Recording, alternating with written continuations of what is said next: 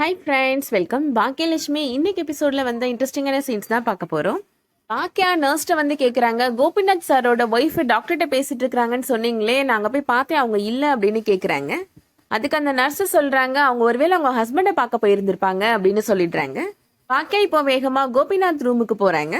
அங்க கோபி ராதிகாவோட கையை பிடிச்சிட்டு, இனிமே என்னோட வாழ்க்கையில இருந்து நீ போயிடாத, நீ இல்லாட்டி நான் உயிரோடவே இருக்க மாட்டேன் அப்படின்னு பேசிட்டு இருக்கிறாரு.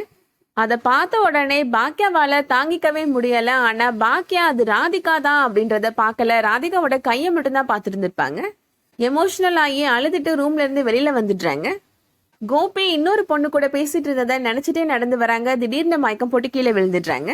ஹாஸ்பிட்டலுக்கு வந்துருக்குறவங்க எல்லாருமே இப்போ பாக்கியாவுக்கு தண்ணி தெளிச்சு விட்டு எழுப்பி விடுறாங்க. குடிக்கிறதுக்கு தண்ணி கொடுக்குறாங்க.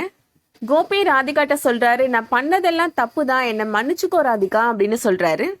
நீ பக்கத்துல இருந்தாலாவது என்னைக்காவது ஒரு நாள் என்னை மன்னிச்சு ஏத்துப்ப அப்படின்ற நம்பிக்கையில தான் நான் உன்னை தேடி தேடி வந்தேன் ராதிகா. ஆனா நீ என்னை விட்டுட்டு மும்பை போறேன்னு சொன்னதும் என்னால தாங்கவே முடியல ராதிகா அப்படின்னு சொல்றாரு.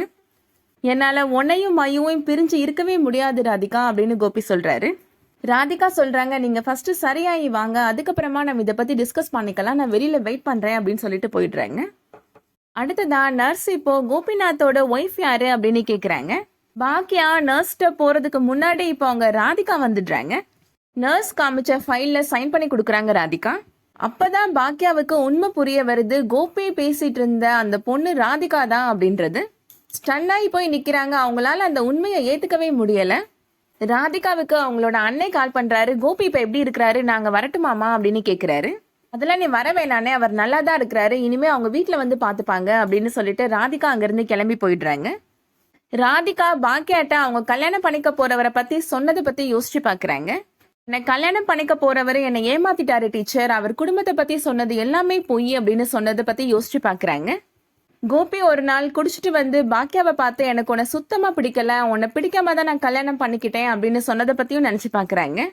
பாக்கியாவுக்கு கோபிக்கு ஒரு அஃபர் இருக்குது அப்படின்றத ஏத்துக்கவே முடியல, அதுவும் ராதிகா தான் அப்படின்றத அவங்களால சுத்தமா ஏத்துக்கவே முடியல. அதனால ஸ்டன் ஆகி போய் நடந்து வராங்க. அதோட என்னோட எபிசோட் முடியுது. இந்த வீடியோ உங்களுக்கு பிடிச்சிருந்துச்சுன்னா லைக் பண்ணிக்கோங்க. சீரியல் அப்டேட்ஸ்க்கு நம்ம சேனலை சப்ஸ்கிரைப் பண்ணிக்கோங்க. தேங்க்ஸ் ஃபார் வாட்சிங்.